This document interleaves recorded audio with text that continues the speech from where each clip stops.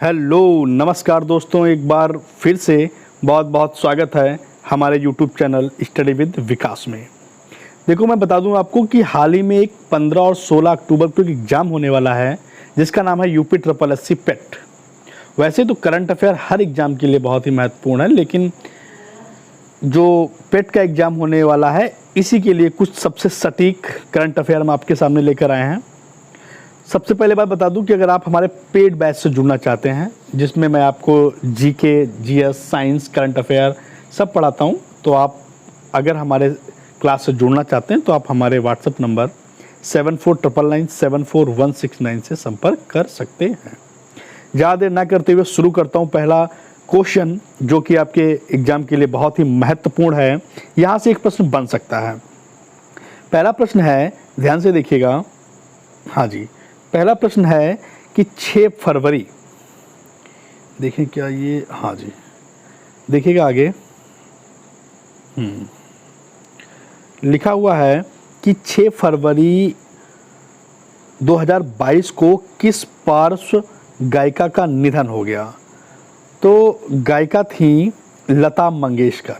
कौन थी? लता मंगेशकर। इनका 6 फरवरी 2022 को इनका निधन हो गया। मुंबई महाराष्ट्र की रहने वाली थी।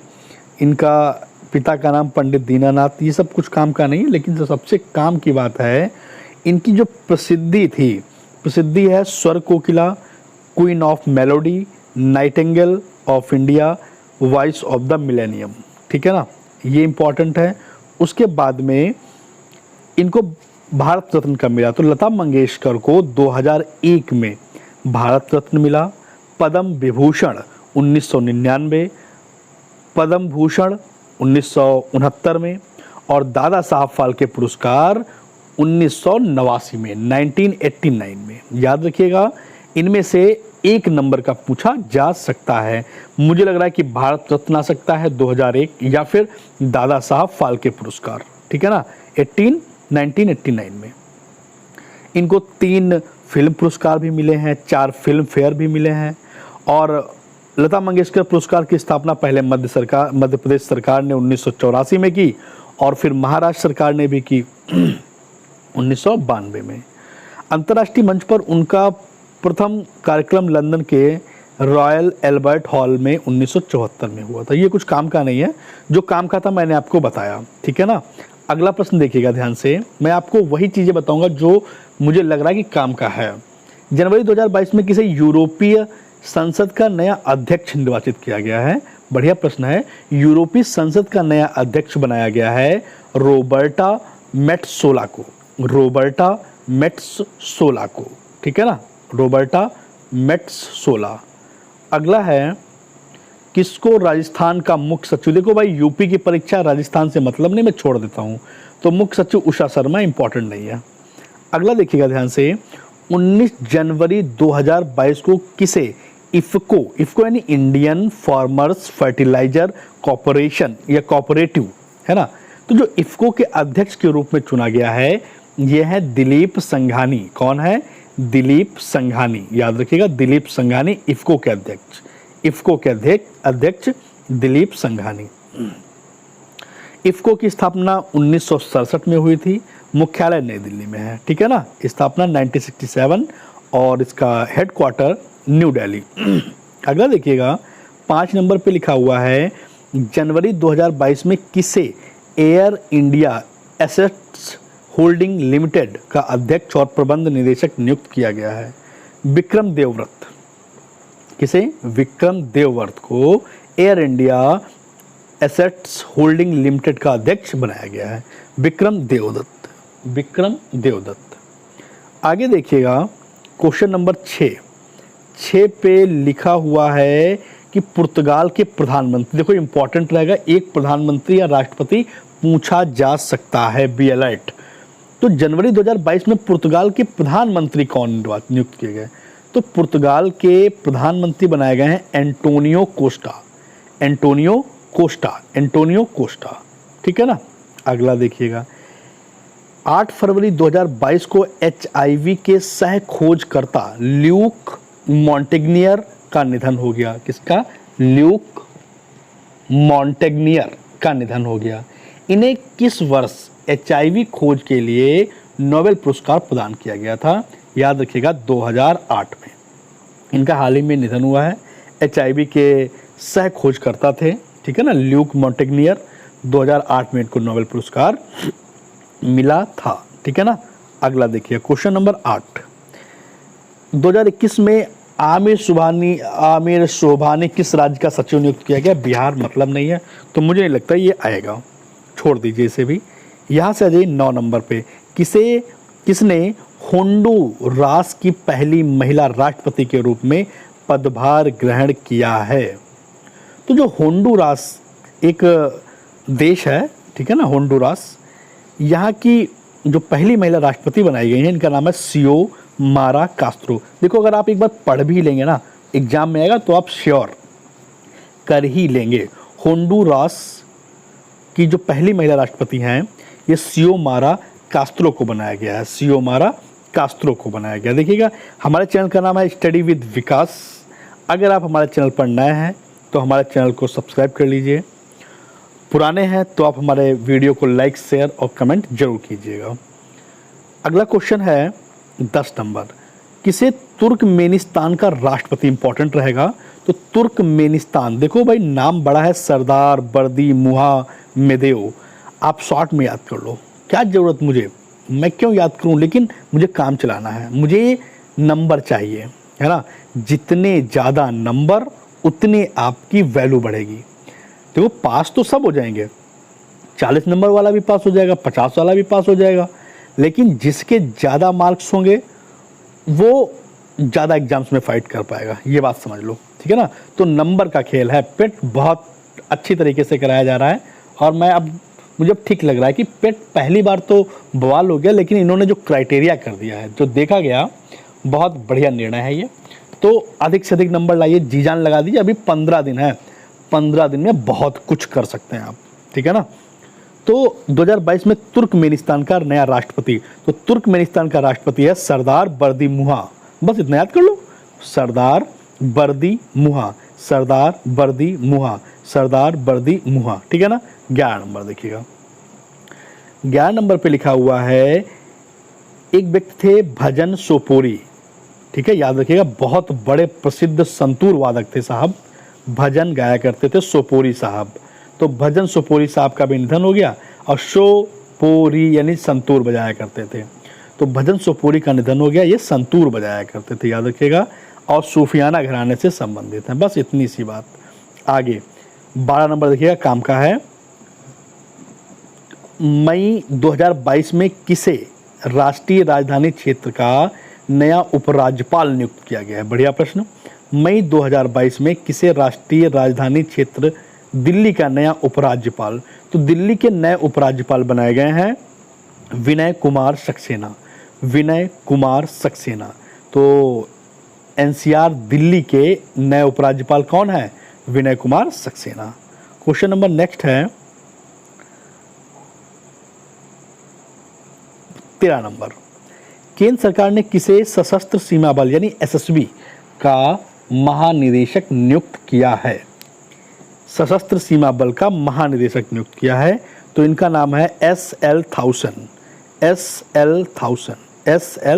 को, ठीक है ना।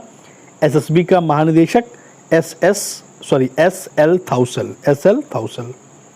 नेक्स्ट है, किस भारतीय मूल की छात्रा ने वर्ष 2022 की स्क्रिप्स नेशनल स्पेलिंग बी प्रतियोगिता, समझ लीजिए ये भारतीय मूल की है, और प्रतियोगिता थी स्क्रिप्स नेशनल स्पेलिंग बी प्रतियोगिता का खिताब जीता है हरिणी लोगान। नेक्स्ट रहेगा 15। कौन भारतीय सेना की पहली महिला लड़ाकू यानी एविएटर बनी है? बढ़िया प्रश्न है, आ सकता है। तो भारतीय सेना की पहली महिला जो एविएटर बनी है, इनका नाम है कैप्टन अभिलाषा बराक, कैप्टन अभिलाषा बराक। ये कहाँ की रहने वाली हैं? हरियाणा की हैं, याद रखिएगा, हरियाणा की हैं, इंपॉर्टेंट रहेगा। 16 नंबर देखिएगा, मई 2022 में पोप फ्रांसिस ने वेटिकन सिटी के सेंट पीटर्स बेसिलिका में आयोजित समारोह में किस भारतीय को मरणोपरांत संत घोषित किया है? बढ़िया प्रश्न। वेटिकन सिटी के जो पोप हैं उन्होंने मरणोपरांत किस भारतीय को संत घोषित कर दिया है? तो उनका नाम है देव सहायम पिल्लई। देव सहायम पिल्लई, देव सहायम पिल्लई। नेक्स्ट 17 नंबर, किसे प्रधानमंत्री का निजी सचिव, बढ़िया प्रश्न है, मोदी जी का किसे नया निजी सचिव नियुक्त किया गया है? विवेक कुमार को। विवेक कुमार साहब IFS अधिकारी हैं और ये PMO के डायरेक्टर भी रहे हैं। तो विवेक कुमार जी को मोदी जी का निजी सचिव चुना गया है। 18 नंबर, मई 2022 को किसने त्रिपुरा के नए मुख्यमंत्री, इंपॉर्टेंट रहेगा, त्रिपुरा के नए मुख्यमंत्री बने हैं doctor Manik Shah. Doctor Manik Shah, doctor Manik Shah, ठीक है ना। तो त्रिपुरा के जो मुख्यमंत्री हैं ये मानिक शाह को बनाया गया है।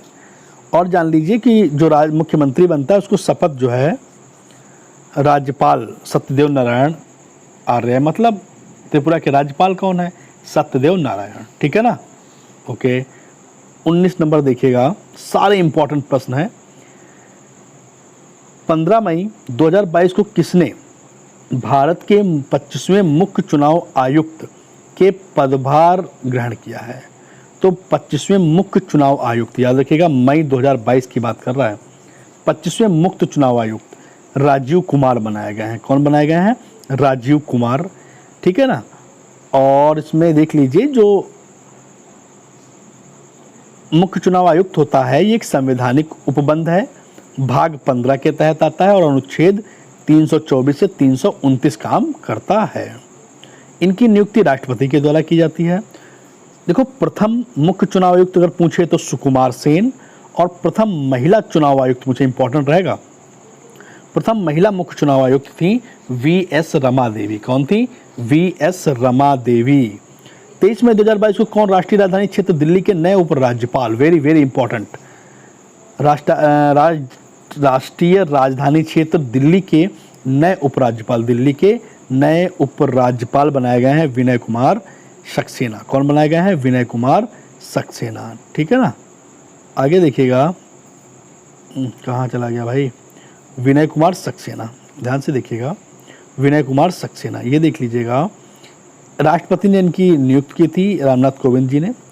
21 नंबर देखिएगा, बढ़िया प्रश्न, किस भारतीय को G20 यानी है ना G20 जो ग्रुप है का मुख्य समन्वय यानी चीफ कोऑर्डिनेटर नियुक्त किया गया है?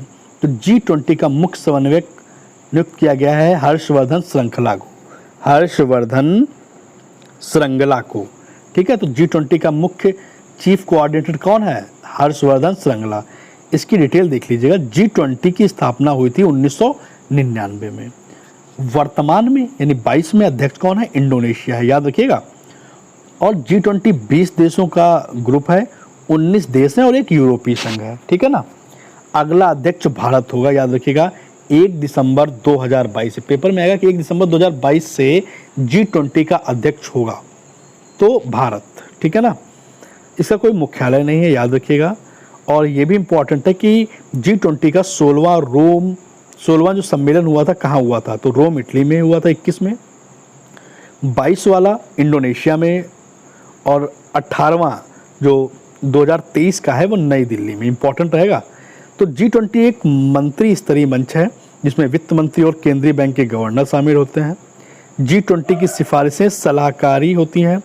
G20 में भाग लेने वाले मंत्री को शेरपा कहते हैं, इंपॉर्टेंट रहेगा कि G20 में भाग लेने वाले मंत्री को क्या कहते हैं? शेरपा, शेरपा। अगला भी प्रश्न 22 नंबर देखिए, बहुत बढ़िया प्रश्न है कि अप्रैल 2022 में लगातार चौथी बार हंगरी का प्रधानमंत्री किसे चुना गया? हंगरी का प्रधानमंत्री, मैंने कहा ना प्रधानमंत्री या राष्ट्रपति या मुख्यमंत्री आएगा जरूर, तो याद कर लीजिएगा। हंगरी के जो प्रधानमंत्री बनाए गए चौथी बार, ये इंपॉर्टेंट है, चौथी बार बनाया गया है, बड़ी बात है। विक्टर ओरबान, विक्टर ओरबान को हंगरी का चौथी बार प्रधानमंत्री बनाया गया है। हंगरी का प्रधानमंत्री, ठीक है ना, चौथी बार। आगे है हंगरी की राजधानी देख लीजिएगा, बुडापेस्ट है। इसकी मुद्रा देख लीजिएगा फोरिंट है, क्या ना है। तो चौथी बार बनाए गए हैं, याद रखिएगा। इनका नाम है विक्टर ओरबान। राजधानी बुडापेस्ट है और मुद्रा फोरिंट है, फोरिंट, ठीक है ना। हंगरी एक स्थल रुद्ध देश है, ठीक है, जमीन से घिरा हुआ। आगे 23 नंबर देखिएगा। डॉक्टर मनोज सोनी को किस संस्था का अध्यक्ष नियुक्त किया गया है? तो संघ लोक सेवा आयोग, इंपॉर्टेंट रहेगा, अनुच्छेद 315। संघ लोक सेवा आयोग के अध्यक्ष नियुक्त किए गए हैं डॉक्टर मनोज सोनी। डॉक्टर मनोज सोनी को संघ लोक सेवा आयोग का अध्यक्ष नियुक्त किया गया है। 23 नंबर देखिएगा, इंपॉर्टेंट रहेगा। डॉक्टर मनोज सोनी यूपीएससी के अध्यक्ष, यूपीएससी के अध्यक्ष की नियुक्ति राष्ट्रपति करता है।